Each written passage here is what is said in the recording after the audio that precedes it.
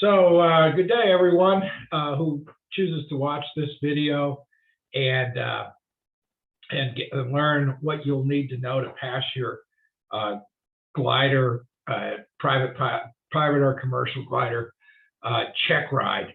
And this presentation is given live to my student, Justin Buckley, who has his check ride coming up in several days. And Justin's gone through all the training. He flies pretty darn well. I'm happy with the way he flies. But we want to make sure that he can pass the oral section of the check ride.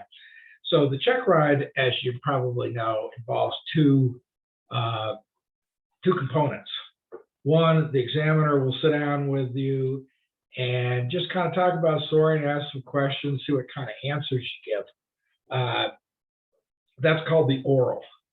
And if you don't pass the oral, you don't get to the glider. And so that's a flunk, even though you never even got to the glider and could show the examiner how well you do fly the glider. So this is pretty important stuff. You need to be able to pass the oral, get over this hurdle, so to speak, before you can go fly the glider. There's a couple things I'd like to give folks. The first is if an examiner asks a question, there's three possible answers you can give. You can give them the right answer, you can give them the wrong answer, or you can give them the FAA answer. And if you want to pass your check ride, give the FAA answer. And there's many, and I learned this the hard way. I have a engineering degree and know a little bit about physics, and once I was giving answers that were essentially correct in the terminology of physics or engineering, but that's not the FAA terminology. So what's going to happen is if you get asked a question and there's a one-word or two or three-word FAA answer, and you go into this big elaborate thing about all the science, and you may well be right, and you may have a PhD in physics or something, and you can talk about, expand on it, you'll flunk. That's a bad move. So anytime you get asked a question and you can give a 1, 2, 3, 4-word answer, give that answer and stop talking. Because the other thing that can happen is you can be giving an answer and you go on and you get on to some, and sometimes even, sometimes even examiners will look at that and bait you a little bit and see if you just keep going down the rabbit hole for, talking about things, and then eventually you're going to say something wrong. That's a good way to flunk your oral exam. So what you really want to do is keep your answers very concise, use the FAA terminology, and stop talking once you give the answer. Don't elaborate. So at any rate, I have a presentation or slideshow, I guess you could say, prepared to do this. And I've done this in the past, one-on-one with students to prepare them, just kind of talking through these things. But I thought it'd be better to actually have a full presentation with slides, and then that way it'll be on the YouTube channel, and students, whether they're my students or somebody else's students, can watch the video, and then say, oh, what was that what was that slide? What was the numbers on that slide? And then go back and find it. So that's the idea. So without any further ado, I am going to see if I can start the slide. Oops, I gotta go to share screen.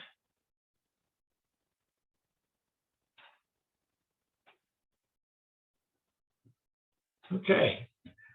Justin, are you able to see that screen? You give me. Yep, I got it. Okay, good.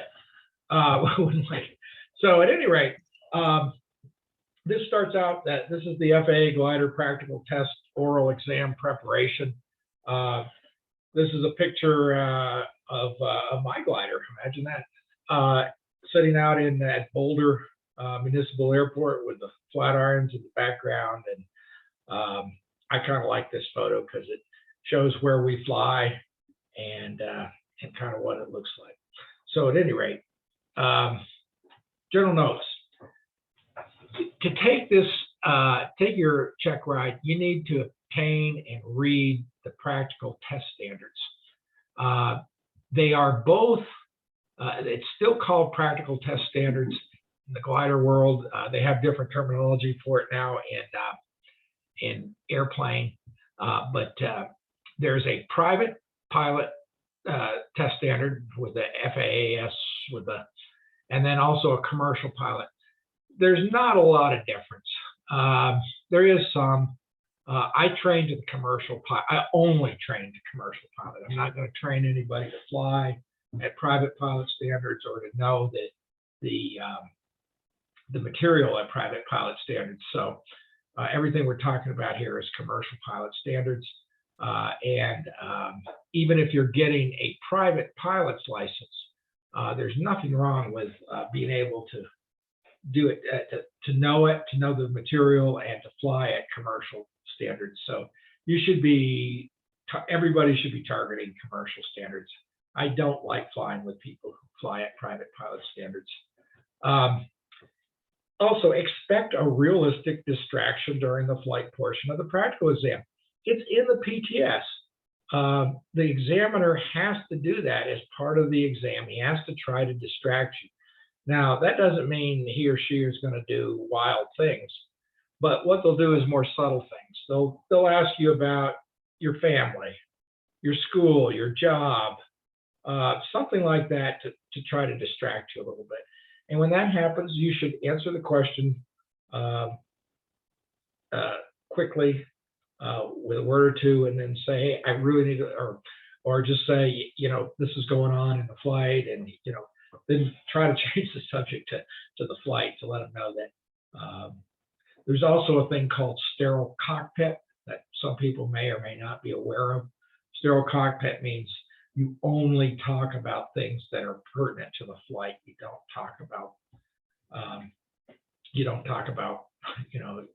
your family or your politics or whatever. I almost said don't talk about the weather, but actually talking about the weather is pretty relevant in glider if you're talking about the immediate weather. Whether you find a lift or sink or bumpy air or whatever. So anyway, we talked about the three possible answers: the right answer, the wrong answer, and the FAA answer. Just use the FAA answer. So make sure you know the FAA terminology, which may be a little bit different, even than the correct terminology. And I will also say that the FAA answer and the wrong answer are almost never synonymous. The FAA answers and the right answer is usually, pretty close. So give the short, concise answers with FAA terminology, and then stop talking. Don't talk yourself out of passing the check ride by elaborating on all kinds of things that you may or may not know much about. All right, commercial and private pilot privileges and limitations. You can find them in FAR 61.13 for private and 61.133 for commercial. The one thing that you need to know is, private pilots cannot accept payment for a flight except on a pro rata share of the cost. So if you have a private pilot's license and your buddy wants to go flying with you, and he says, "Oh man, I really want to go, I'll pay for the whole flight," you'd have to say, "No, you can pay for half the flight and I have to pay for the other half." Now, if you have the commercial ticket, yeah, your buddy can pay for the whole flight. And as an instructor, I rarely pay for any flights except my own that I fly in my own glider. Documents required for the flight. Okay, if you're going to fly, you've got to have certain documents on you. You've got it on your in your possession when you go flying as pilot. You need to have an FAA license. You need to have a photo ID. The FAA license, you notice, does not have your photo on it, but you have to have a, and that photo ID could be a state driver's license, I think even a college enrollment card or whatever. Medical certificate is not required for gliders. You do not have to have an FAA medical certificate. You can, but you don't need one. But you do have to self-certify yourself as fit to fly. So if you're having, heart problems, you're not fit to fly, and you won't self go through that. So anyway, make sure you're fit to fly, and I think we all remember the I'm safe. I think this will come up later in the slideshow, but I'm safe. Illness, if you're ill, medicines that you're taking that could interfere with your ability to handle equipment. S is stress, and there's two types of stress. There's long-term stress and short-term stress. A is alcohol, which I think is self-explanatory. For God's sakes, don't fly with your. The rule is 8 hours bottle to throttle, so you need to not have any alcohol in for 8 hours before you fly, and that doesn't mean that you're just very, very drunk 8 hours before flying. And F is fatigue. Don't fly if you're fatigued. And IMS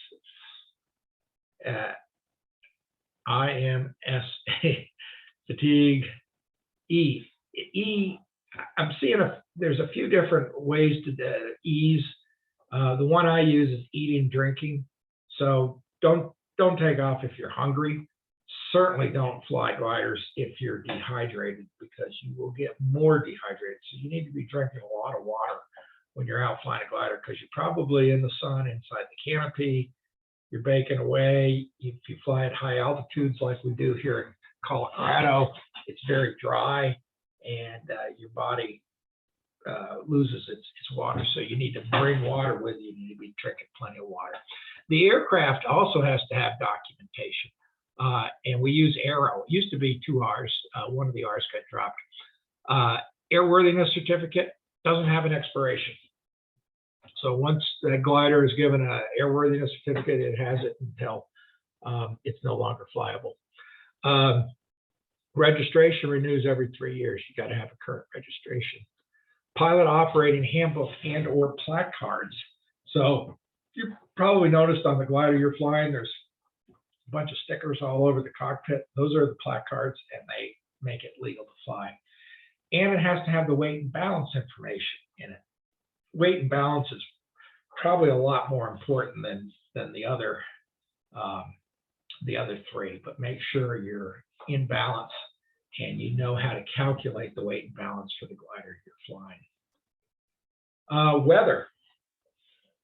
In glider, we especially if you're flying cross country, you're using a lot of we use a lot of sophisticated weather information, SkySight and RASP and other things. But the FAA kind of requires you to know about 1-800-WX brief, and that's the old style of telephone where you do 1-800 and then the W and the X. Each of those letters, there's a number on that corresponds on the phone. You can call that. They answer immediately. They give you a weather briefing. They also tell you about things you should know about the airport where you're going to fly at, the NOTAMs, that sort of thing. Lifting process. Now, this is really important in glider. We need lift in glider to keep the glider flying. And you need to know what the standard temperature lapse rate is and what that means. And that is, you have a column of air and it has weight, it has mass, gravity pulls it down, but it's not linear. So the the air down on the ground has a lot more compression than the air up higher. And so temperature and pressure go together in a perfect gas. Dry air is a perfect gas. Air with some moisture in it, it comes close to being a perfect gas. It's not perfect, but at any rate, that temperature lapse rate is 2 degrees C per 1,000 feet. So each 1,000 feet that you go up on in the standard atmosphere, it gets 2 degrees C colder.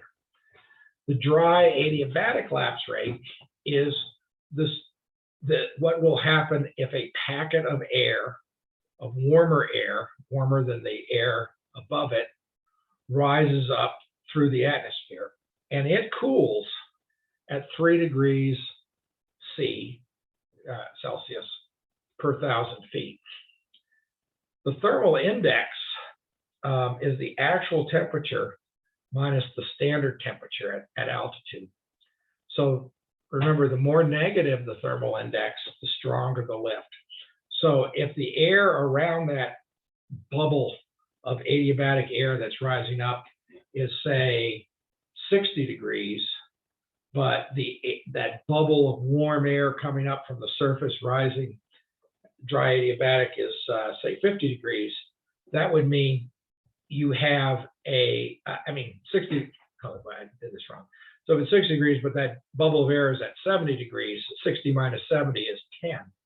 So minus 10 would be the thermal index.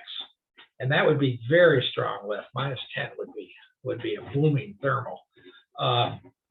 And as it rises, as you can see, the dry adiabatic rate goes 3 degrees and the standard goes 2.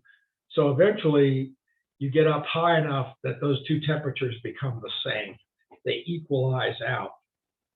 But as you get to minus 3 on the thermal index, that's considered the top of the usable lift, because yes, the thermal goes a little bit higher, but remember, the glider is always sinking, especially if you're banked over into a turn. And the FAA answer is it won't climb beyond the minus 3. Is there, some gliders that have very low wing loading and can do a little bit less than minus 3? Probably. But the FAA answer is at minus 3. That's telling you where the top of the lift is. Estimating cloud base. This is something that you'll probably get asked. The temperature dew point spread in Fahrenheit divided by 4.4. So if you have, if you know that the temperature on the ground is, say, 80 degrees, and the dew point is 50 degrees on the ground, that's 30. 4.4 divide is 6.82. So about 6,800 feet. That cloud will be at 6,800 feet in Fahrenheit, and that's mostly where it comes. I'm going to skip over the Celsius. Hazards near thunderstorms. Obviously, you don't want to be near a thunderstorm. Bad things happen. Like it throws hail, it throws all kinds of rain, it throws winds. There's big lift that could suck you up into the cloud. That'd be really bad. And there's big sink that would be like being stepped on and push you down to the ground. So how close can you be to those thunderstorms? Well, here again, it's kind of a judgment call. How big is the thunderstorm? How good a pilot are you? How strong is your airplane? So you need to default to the FAA answer. And the FAA answer is 20 miles. You need to be 20 miles away from that thunderstorm at all times. That's the FAA answer. So when the examiner asks you how close can you be to the thunderstorm, you say you have to be at least 20 miles away. That's the FAA answer. And then you'll go on to the next question. Other sources of lift. Okay, so there's 4 sources of lift that could probably come up in your checkride oral exam. The first is thermal that we talked about on the last slide. The other one is ridge lift.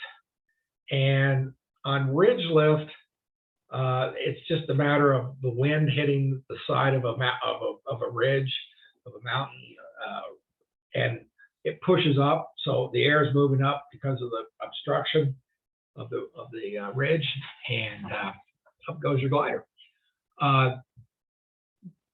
The FAA answer is that the wind needs to be within 30 degrees perpendicular to the ridge line. So if it's at 90 degrees, that's fine. You'll get lift. If it's at 60 or 120 degrees from the ridge line, then you'll be able to get lift.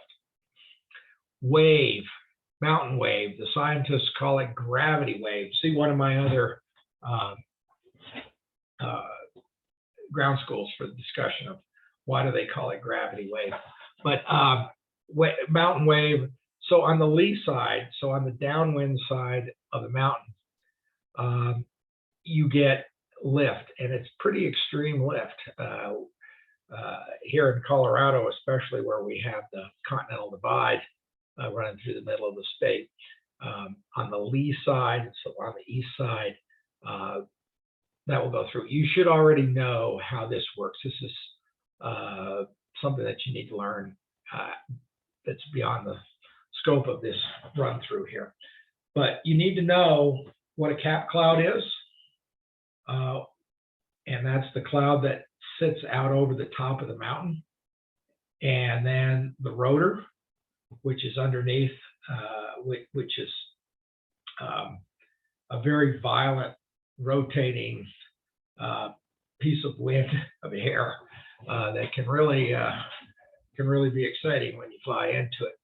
A lenticular cloud is, of course, at the top of the wave, and each wave, the first wave closest to the mountain is called the primary. The next one is the secondary, and all consecutive waves after that is called the tertiary wave, and there can be dozens of tertiary waves. Convergence. That's when two air masses collide, and one gets pushed up by the other. So the warmer air mass, the colder air mass slides down under the warmer air mass, and that's because of gravity. So the cold air mass is heavier than the warm air mass, so it slides underneath it, and you get lift. The most common place that this is found is along the shorelines of oceans, where the ocean and the air warm and cool at different rates, and that's why you get sea breeze. And that sea breeze is it's not the breeze that causes the convergence or the lift, but that's something you should know. So this is not a thorough discussion of each of these types of lift.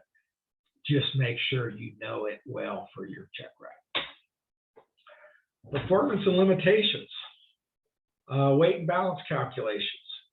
Every pilot must know how to do these calculations. Make sure you can do the math before your check ride. Use of ballast and its effect on performance. Well, there's V-speeds. You need to know stall, min sink, best glider, and best glide. Those increase with mass, those V-speeds. So the heavier your glider, so if you're flying a two-place glider and you're flying it alone, the stall speed will be lower. The min sink speed will be lower, and the best glide, will also be lower. Now, if you put your instructor in the back seat, the stall speed becomes higher, the min sink becomes higher, the best glide becomes higher. The best glide ratio of the glider does not improve with ballast, with either putting water in the wings or putting an instructor in the back seat, but it's achieved at a higher airspeed. So the answer is, if you load up your glider with more mass, whether it be water or another pilot in a two-place, you'll still get the same glide ratio. It's the same glider. It's got the same front to the air. It's got the same everything, but that best glide speed will happen at a higher speed. So when we're flying cross country, we like to put water in the wings, make it heavier, because you have that higher speed and you can go a longer distance in the same amount of time, which if you want to fly really long distances, that matters because you only have so many hours of sunlight to get your flight done. Density altitude. Okay, density altitude is something you really need to know. Density altitude is pressure altitude corrected for non-standard temperature. So say at Boulder, our altitude is 5,300 feet. Well, on a really hot summer day, they might be reporting 8,500 feet or 80. So it can be 2,000-3,000 feet higher in density altitude. And it's the density altitude that really matters on the performance of the tow plane and the glider. When that density altitude goes up, the tow plane doesn't perform as well, so you need more takeoff distance when you come into land with your glider.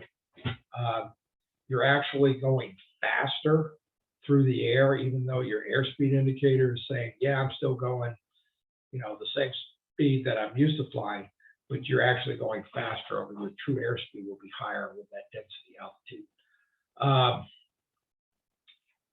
So yeah, in summer days in Boulder, 8,000 feet.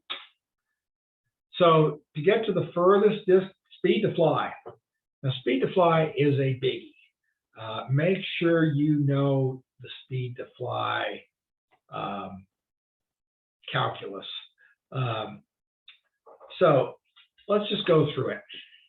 So to get to the furthest distance over the ground, and if you have calm wind, you would fly at best glide speed, or best L over D, means same thing, different term for the same.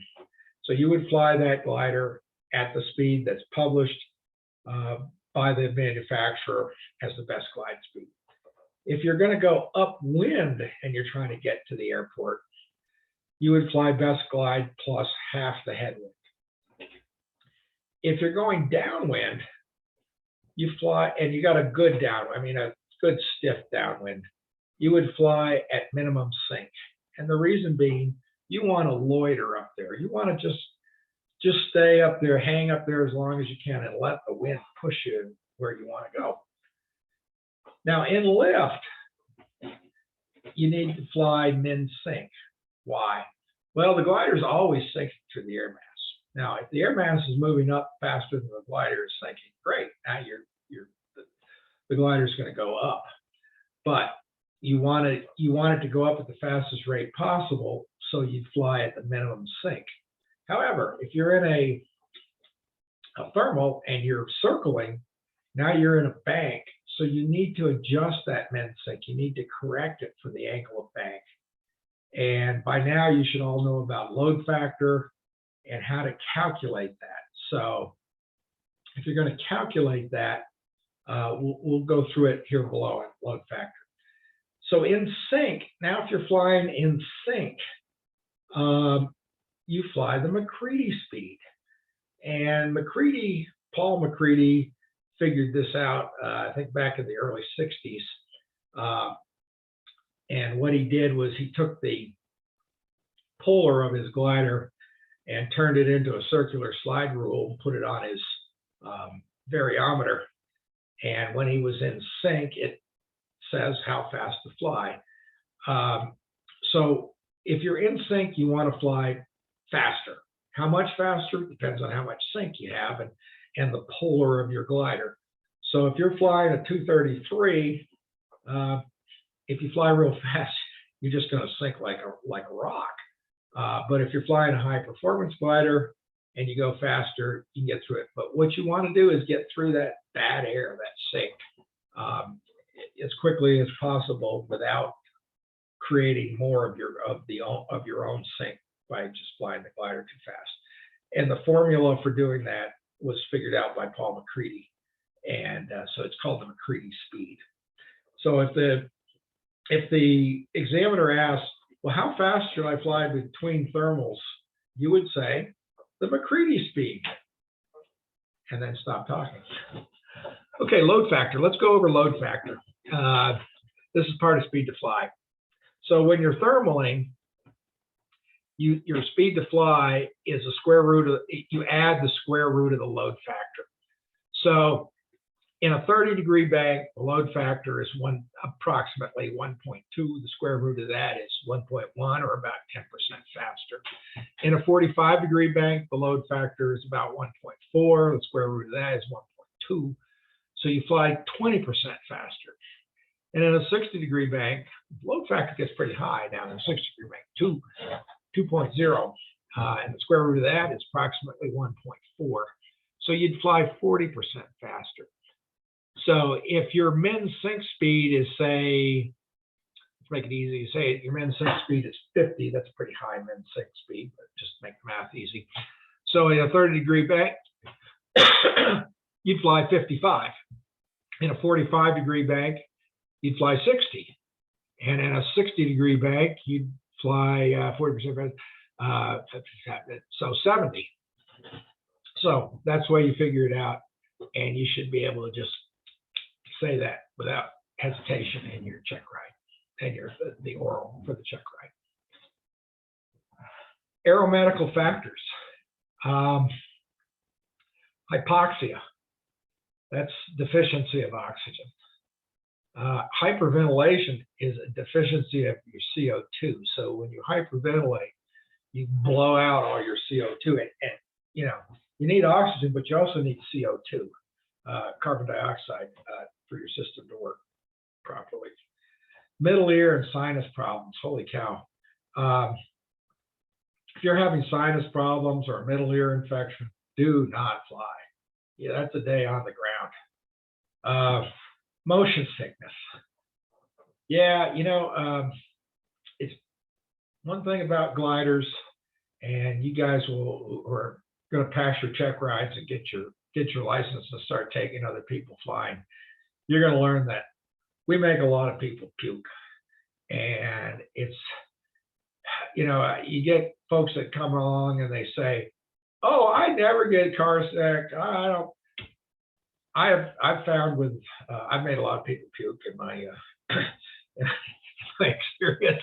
I did a bunch of commercial rides, and we get folks that come in, and the folks that say, "Oh no, I never get car sick," they're the ones that are gonna vomit on you.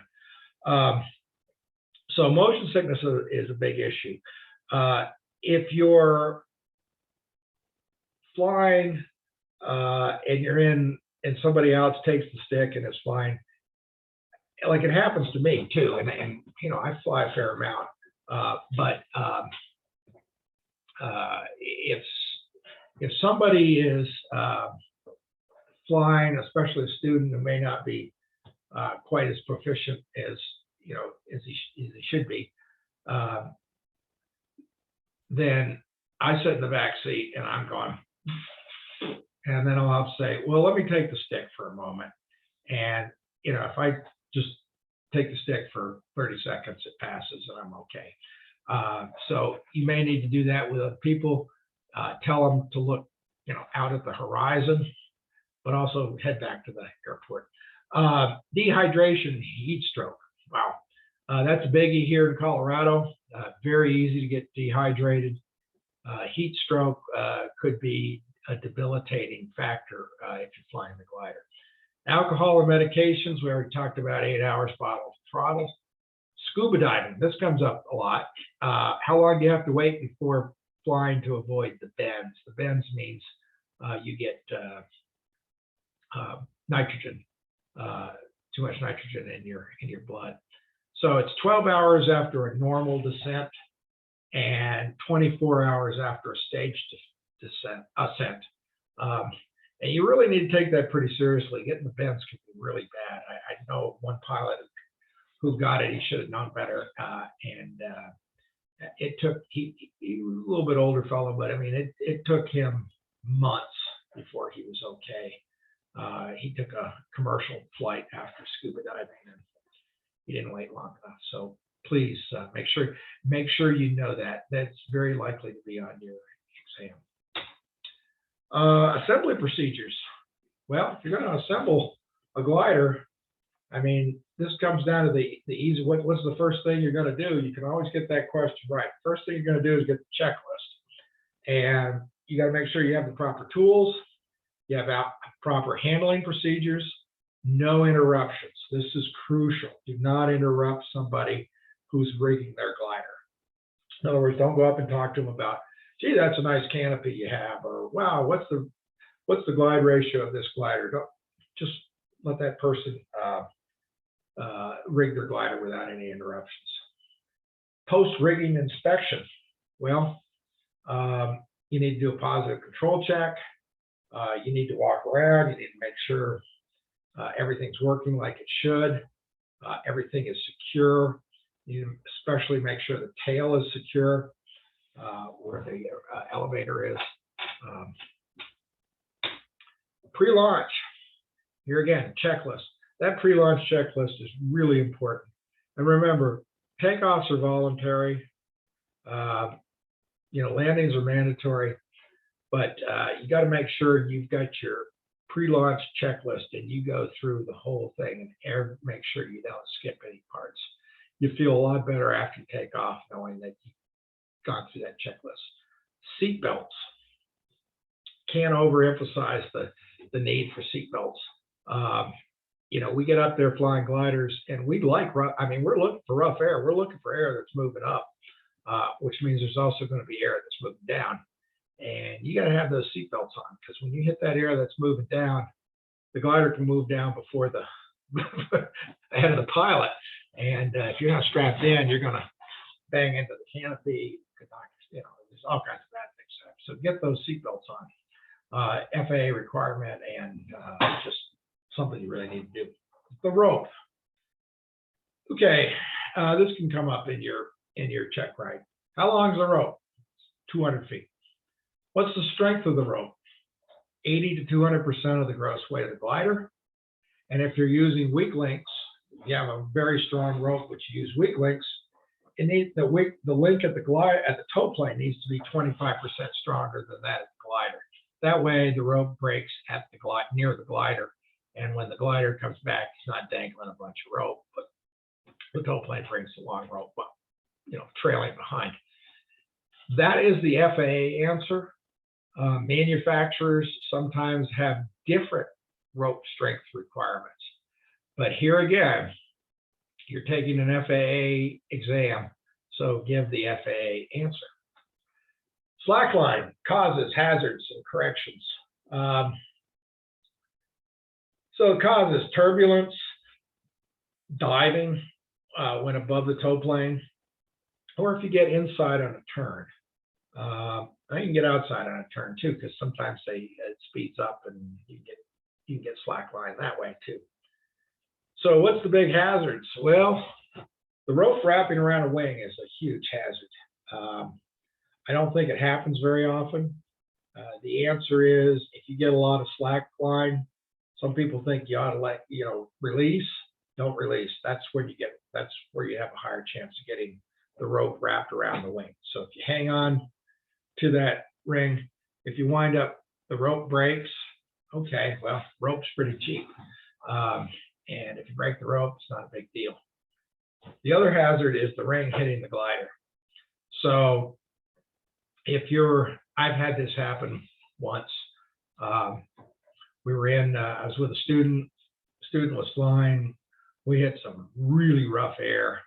The student released, and the ring went up. I don't know how this happened, but the ring went up, we went up.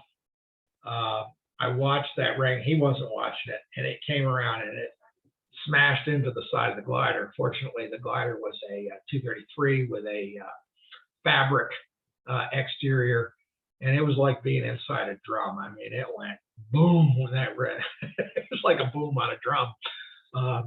Did no damage at all to the glider. Now, if it had hit the canopy, Yeah, they would have broke the canopy, but fortunately it just hit the fabric covered part of the glider. Corrections. Well, you can release. Make sure you're away from the ring if you release and you don't have rope that could wrap the wing. But if things get really bad, yeah, you just release. There's a technique that you've been taught in your training. Different operations teach different. I know of 2 different techniques for taking out slack line. What we use in Boulder is different than what I was trained in Texas. But anyway, you can also use the spoilers. The spoilers are a pretty good thing. It's really probably the only thing that's going to help if you're in rotor. If you're flying wave and you get into rotor, you're probably going to have to use the spoilers. But generally, try not to use the spoilers. It's kind of poor technique. Crosswind takeoffs and abnormal occurrences. Ground signals. Make sure you know those ground signals. Effect of a crosswind. So you got to keep the downwind wing from rising, and you have to crab after liftoff. Now, you know, in airplane, they teach you to lower that wing. Well, in glider, the wings are already pretty close to the ground, so you can't really lower the wing. You just got to make sure you're holding the stick so that the wind doesn't push it up. And then, of course, when you take off in a crosswind, you're going to have to crab into the crosswind. Both the glider and the tow plane are going to have to do that. Tow line break, 200 feet minimum for turnaround. So you've been trained, you take off. When you get to 200 feet, you call 200 or something like that. And that means you can turn around and go back and land downwind. But if you're below 200 feet, don't try it. Because worst case scenario, you drag a wingtip. That would be really bad. But you need to just find a place to go. You should have those land out fields already in mind before you take off. If the tow plane loses power on takeoff, you're on your takeoff roll and the tow plane starts sputtering. The glider goes right and the tow plane goes left. That's the standard. Now, sometimes if the tow plane still has power and he can just kind of keep going and go straight and get out of the way, that's all right too. But in the glider, you need to be using the spoiler and the brake and bring things to a stop and go off to the right if you need to. Glider release failure. Okay, so if you can't release, this is pretty rare, but it's in the FAA stuff. It's in the PTS. So you move out to the left and rock the wings. Well, you might ask, why move out to the left and why not move out to the right and rock the wings? Well, if you move out to the right and rock the wings, the tow pilot's going to think you just released and he's going to dive to the left, which will make your situation worse. So move out to the left, rock the wings. And if the tow plane rocks his wings, the glider must release.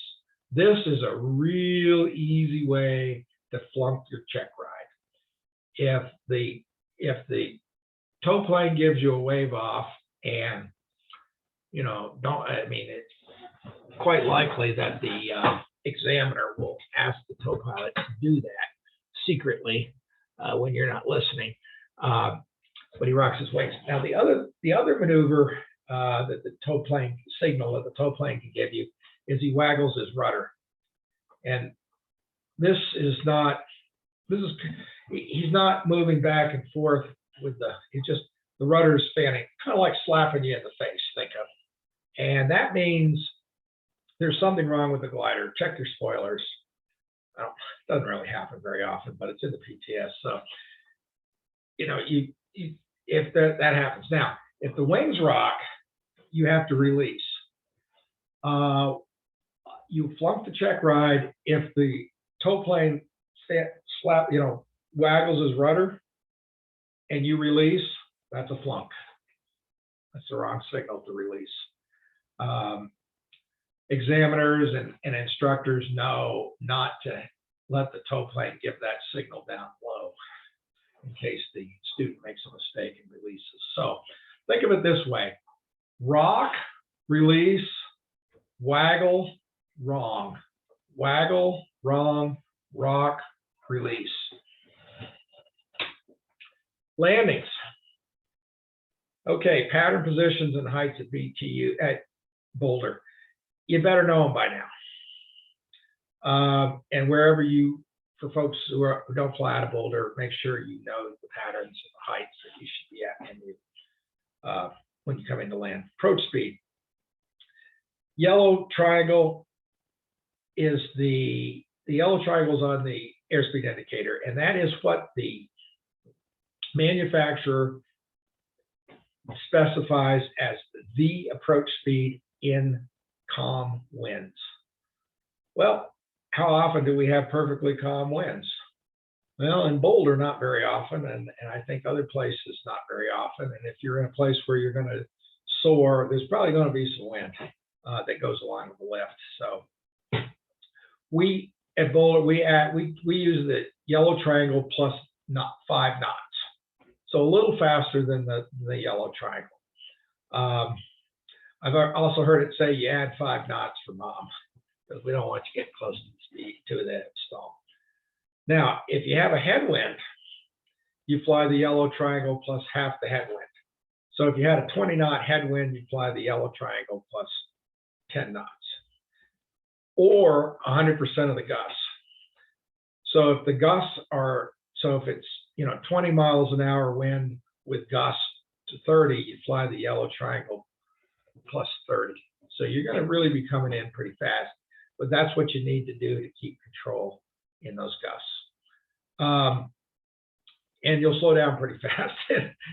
You don't have to worry that you're going to use all the runway, because you've got all that headwind, so you'll slow down pretty quick once you land. Effective crosswind. So you got a crab on an approach, and then you've got to actually touch down in a slip. Those are just things to talk about. You need to be trained that by your instructor. Effective high density altitude. So you got higher true airspeed, and thus higher ground speed.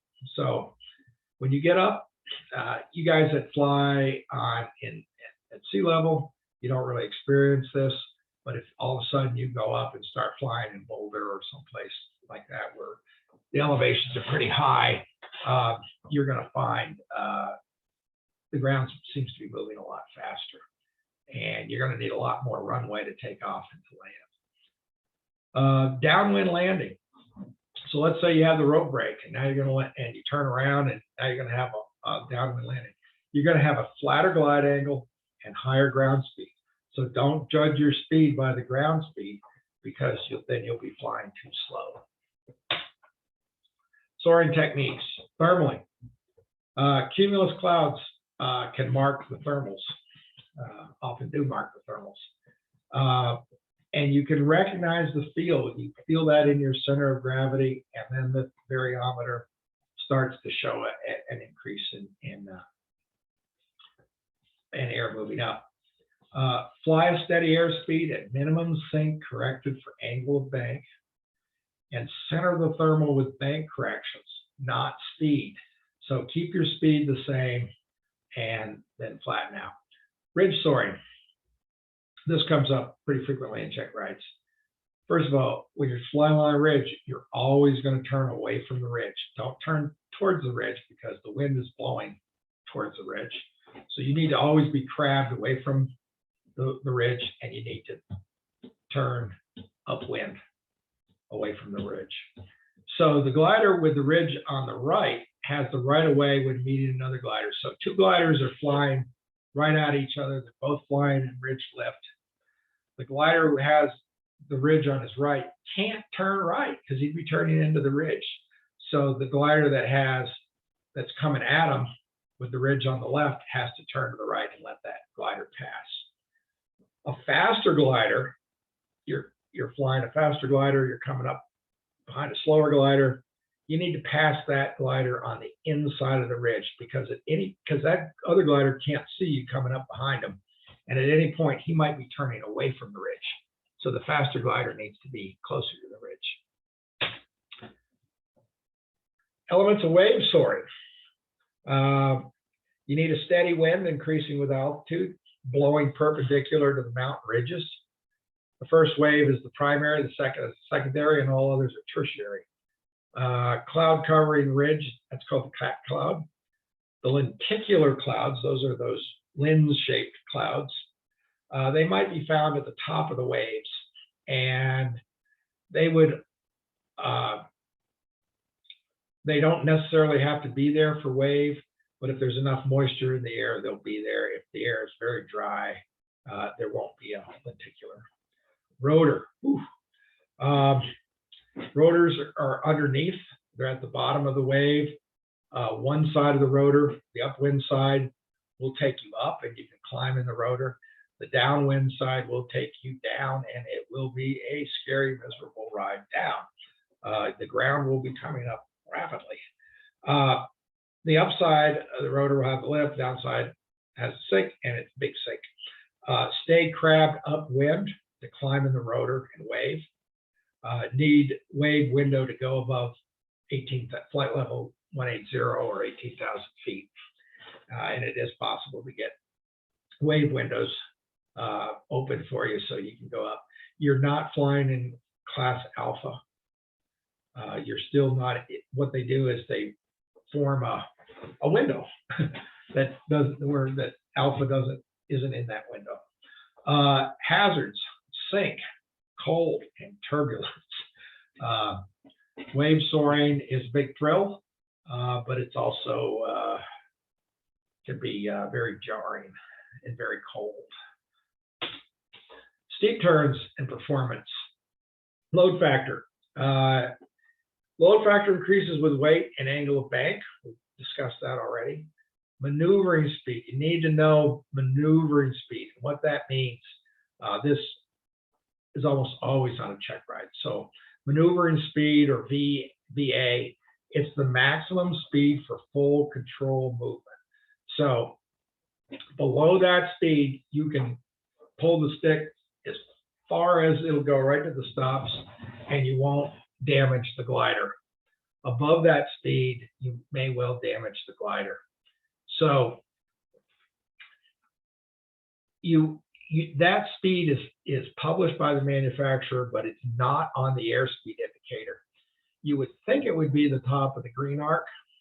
If it were up to me, it would be synonymous with the top of the green arc, but it isn't up to me, so it's not the top of the green arc. I don't know why they didn't do it that way, but it's a number that's not on the airspeed indicator, but it's a very important number for you to know if you're flying a glider. Overbanking tendency. So remember, the glider, the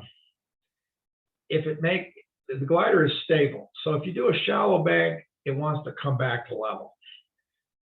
But if you do a steep bank, now you've got the so say 50 degrees of bank, now you've got the outside wing going a lot faster than the inside of the wing, so it creates more lift, and as you bank, it wants to just keep coming over. That's the overbanking tendency. And if you get the glider at just the right angle, maybe 40, 45 degrees, the overbanking tendency and the stability of the glider cancel each other out, and you just fly it hands off, and it just stays right in there. Stall speed. Normal stall speed increases with weight. Remember, if you have another pilot in a two-place glider, you're going to have a little bit higher stall speed. There's a thing called accelerated stalls, and they can occur at a much higher speed by increasing the load factor. That is, say, a steep bank turn, and you really pull into it, you can stall the glider, even though you might be going well above the published stall speed. Navigation, course plotting. So you always fly within range of a safe land out place. And that's done with height circles. And I guess I've got a slide here that'll show those height circles. So when you're trying to fly, and depending on your altitude, can you always stay within glide of a safe landing place? Best would be an airport. But even if you're flying in say Texas, Central Texas, I mean, the whole world there is a land out field. So there's plenty of fields all over. Checkpoints. Know where you are. Don't just follow the magenta line on a flight computer. I mean, these flight computers have made it too easy. A friend of mine calls those pilots children of the magenta line, and they have no idea where they are, but they know where the magenta line is, and they can see that little airplane on the magenta line, and they just follow it, and they wind up going to where they wanted to go. But use some pilotage, use the landmarks, know where you are. It's much more fun to fly that way, especially in a glider. So know where you are all the time. Lifts, sources, and speed to fly. Min, sync, corrected for angle bank, and thermals, and maintain extra energy in ridge lift. That is, go faster in ridge lift. Don't get going slow in ridge. Fly the McCready speed between lift sources. Air traffic control, Class D and C airports. Here again, see my ground school on airspace for glider pilots. I don't go into all the requirements in Alpha, Bravo, and even Charlie airspace. If you're going to go into first of all, you can't go into Alpha with a glider. You can't go into Bravo with a glider. So why spend a lot of time learning all the ins and outs of that? C, you're pretty unlikely to go into a C airport with a glider. You can, but it's pretty unlikely. D is much more likely. That just means it has a control tower. That means if you're within 5 nautical miles and probably less than 2,500 feet above the ground, you need to call the control tower and tell them you're coming. And of course, if you're 5 miles away and 2,500 feet above the ground, you probably need that airport to land on. In most cases in gliders, we're going to be flying well over that unless we're going to land there. Denver approach. Sometimes you need Denver approach for a different, if you want the wave window open, if there is a certain restricted regulated airspace that you need to get around or whatever. Need to know those. Okay, here is a picture of the height rings. So let's say you're going to take off, and hopefully you can see my. So let's say you're going to take off from Boulder, which is right here, and you're going to fly up to this airport. So this is Al Canyon, another glider port. So what you do is, and of course you have to fly where the lift is. So maybe you have to fly over this way, and if you're above 9,000 feet right here, that's fine because you can still make it to here. If you fly over here, now you got to be 10,000 feet so that you can get at or above 10,000 feet. So you get to this airport. And then let's say you get to here, but you're at 9,000, so you need to come back over here. You get up to 10. Okay, now you can make it to the next airport. If you're still above 10 when you get to here, you can't go, right? You got to get higher. So you got to get to 11 or 12 so that you can make the transition. Now you can always turn around and go back, but what these height circles are like funnels, and you need to be inside the funnel so that you can, get back to the safe landing area. So those are on the checkrides that's on the checkride that Justin's going to take. I guarantee you'll be on there. Airspace, VFR weather minimums. Ooh. So Class G, 1 mile clear clouds. Class Echo, and there's 2 echoes. I wish they had an echo and a foxtrot. It would make it a lot easier, but it wasn't up to me, and they didn't do it that way. So Class E, below 10,000 feet, 3 miles visibility, 500 feet below a cloud, 1,000 feet above a cloud, 2,000 feet horizontal. Class E, above 10,000, you got to have 5 miles visibility. You got to be 1,000 feet below. I think it's 1,000 feet above. Just got to correct that. Sorry, didn't get it. And 1 mile horizontal. So Remember that 1 mile horizontal from a cloud. If you have, 2 clouds, those clouds need to be 2 miles apart to fly between them. Class D, sorry, I don't have it. The VFR minimums. Here again, if you're Class D, if you're above 1,500, if you're above 2,500 feet, you're not in Class D, above the ground. If you're in it, you really have a problem. You need to land. So I just didn't worry that much about it. If you're in D, you need to land at the airport. So call them and tell them you're coming, and you can't say, well, the weather isn't good enough. So you got no choice. You got to go land the glider. And then Class A is 18,000 feet plus. You can't go in there. So it's 18,000 and plus. So really, to stay out of Class A, you can't go above 17,999, and we really don't recommend. We recommend 17.5 be a hard ceiling. Just don't go above 17.5. Here in Boulder, flying out over the mountains, it's really easy to get sucked up with that. But the lift can be pretty extreme at 17,000 feet, and you're going fast, and there's just you can pop up 1,000 feet pretty easily, 500 feet even easier. So just don't go above 17.5. Dimensions of Class D: 5 miles around the airport, 25 above. It's a controlled airport. Special airspace, TFRs. Guarantee this will be on Justin's oral exam here in Boulder.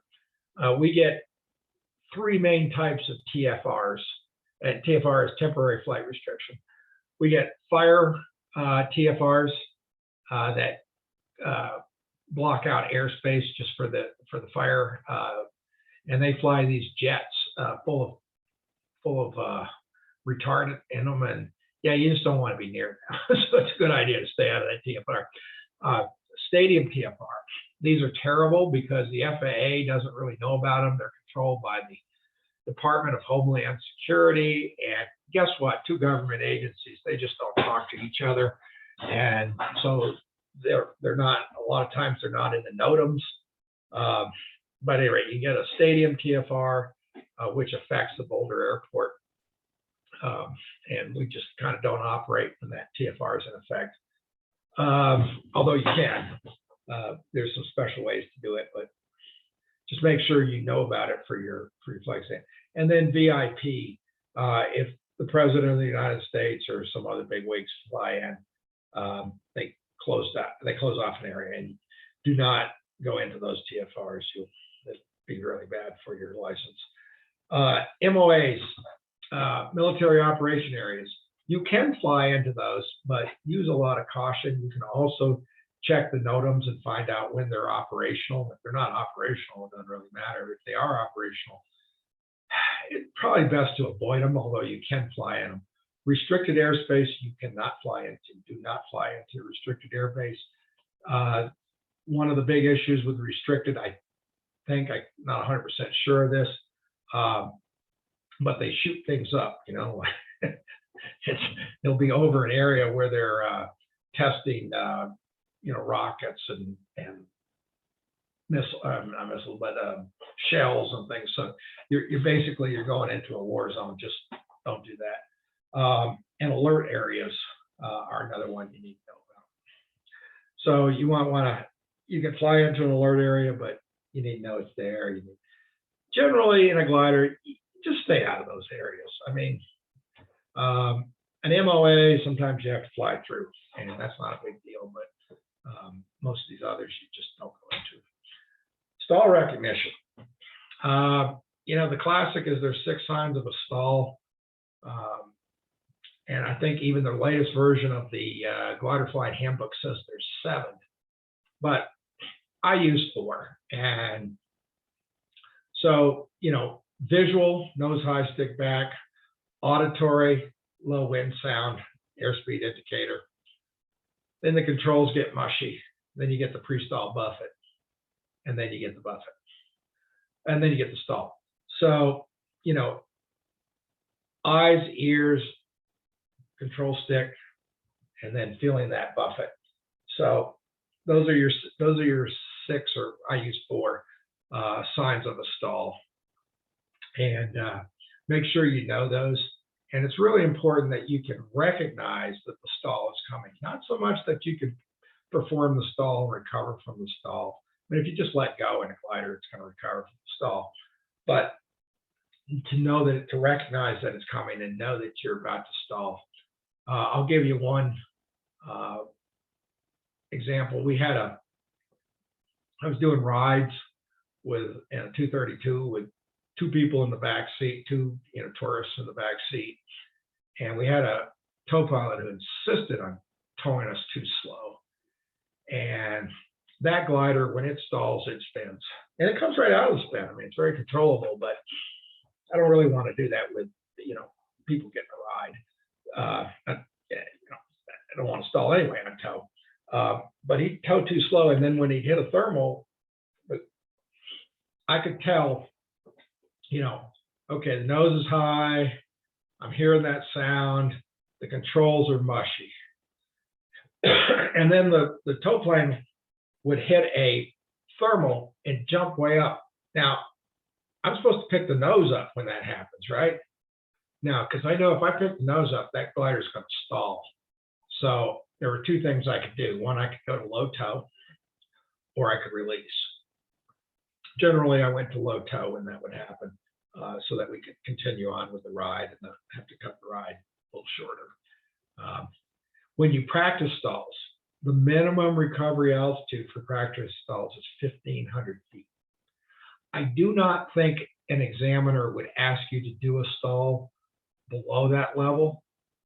I just don't think they would do that. But make sure you know that if they're saying, oh yeah, do a stall here, know that you would say, yeah, I think we can be recovered by 1,500 feet. Or if you think it's too close, just say, no, I don't think we can recover by 1,500 feet.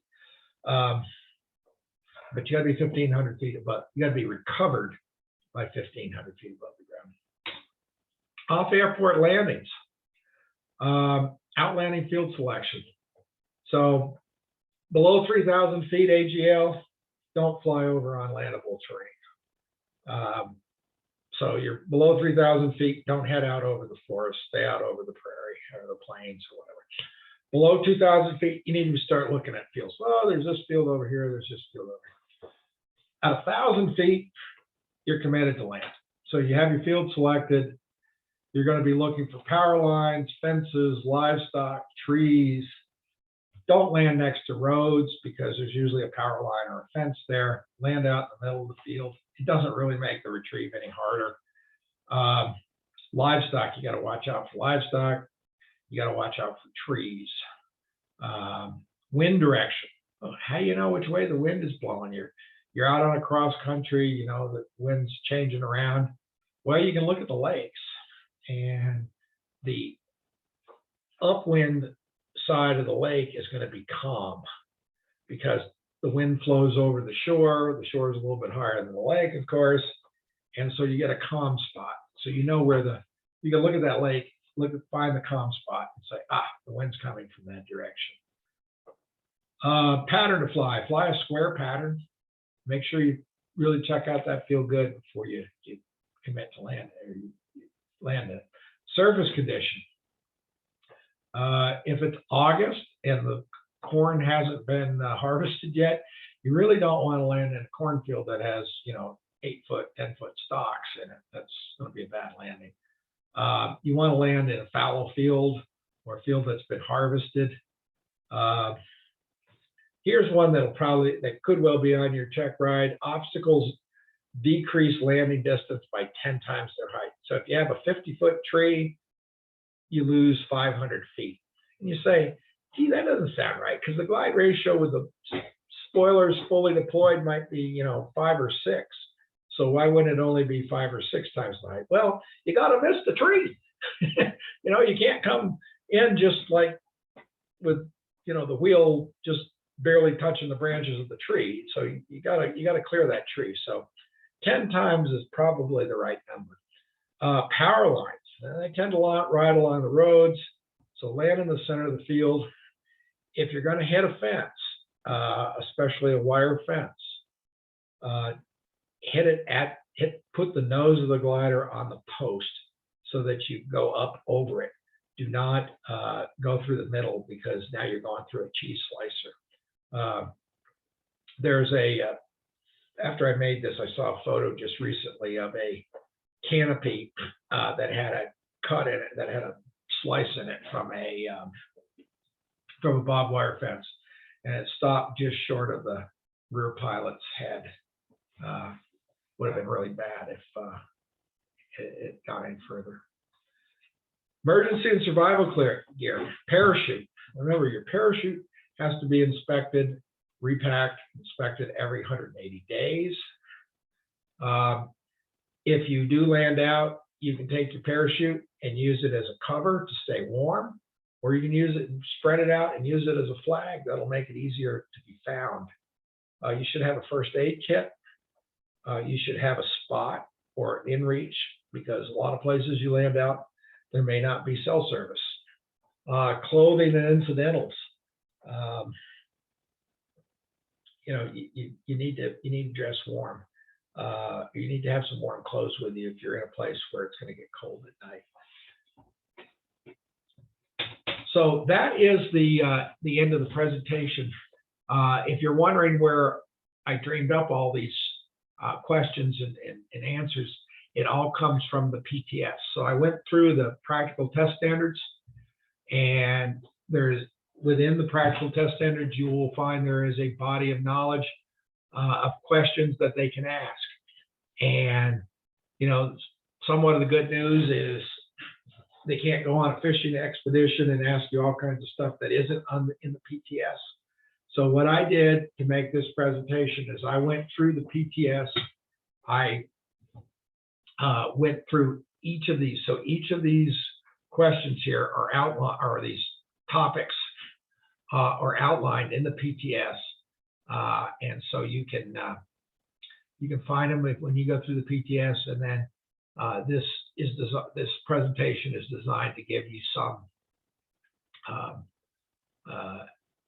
the answers, as well as what questions to expect and things to make sure you know. So, Justin, you still with us? Yeah. Thanks, Armin. That helped a lot. Yeah. Any questions or concerns or whatever? I did have one question. You're talking about true airspeed changing with height. I think I read somewhere that it said 2% per 1,000 feet. Is that about right for true airspeed? Yeah, up to 10,000 feet. So remember, as you get higher, the atmosphere gets thinner. So that formula, I guess, works to about 10,000 feet, and then it's going to be a higher number as you get above 10,000. And so what's the thing you got to really worry about when you get up to high altitudes and you're flying your glider at certain speed? So your red line speed is going to be lower, so you're going to be worried about flutter. Right, exactly. So flutter. So your true airspeed, flutter is based on true airspeed. All the other, like stall and best glide, and sink, those are all based on indicated airspeed. So, but flutter is based on true airspeed. So if you're at 17,000 feet and you're indicating 125 knots, you may well be going about 150 knots. So my glider has a red line at 151 knots, and when I'm up high at altitude, I just don't fly it above 100. 120 is like indicated. That is as fast as I'll go. I guess one other question I had. You're talking about those rings for cross-country planning. Uh-huh. What kind of safety factor are you using? Because I read half your LD. Yeah, right? yeah, half when you're a student who pilot, the FAA answer is you use half the L over D. That's pretty conservative, but yeah, the answer for your check ride is half. Yeah. Half the published L over D. And keep in mind these L over Ds. You got to have to get those L over Ds that the manufacturer says. You got to have a glider that's perfectly sealed. And I even joke, it has to be in German air. That's a little bit flippant there to say that, but it's really hard to get that published L over D, especially in a place like where we fly, where there's so much lift and so much sink. So much sink. The lift doesn't hurt you, but the sink will really get you. And so so if you use half, you're probably gonna make it. But what do we use more commonly now, rather than just trying to calculate, well, I'm this far from the airport and I've got this glide ratio? We use a flight computer now, right? Mm-hmm. And that flight computer will give us an arrival altitude if we have it set up properly. And so what we do with the flight computer is you set it for some altitude over some height over the airport. Some people use 1,000. I use 1,500 because we have so much sink, lift and sink here in Boulder. So when my flight computer says, I've got 2,000 feet over my arrival altitude, which is 1,500 feet above the airport, I'm thinking, okay, yeah, I can probably make it back, but if there's bad sink, I got that 2,000 feet of margin. I still have the 1,500 feet. But the flight computer can be very useful because you're out flying around and you're not really sure exactly how far away you are from the airport. But that flight computer will tell you what your arrival altitude is. Yeah, that makes a lot of sense. Yeah, so that's more commonly what we use now. And you can set your flight computer for each of those airports, like that I showed with the height rings. You can set your flight computer to say, okay, the next airport, oh, I'm within range of the next airport. Keep going.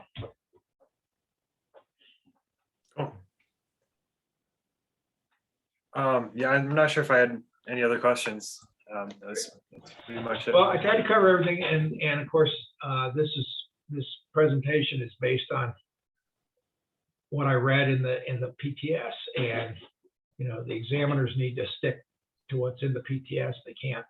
I don't think they can go on, ask you about helicopters or something. It's not in the PTS.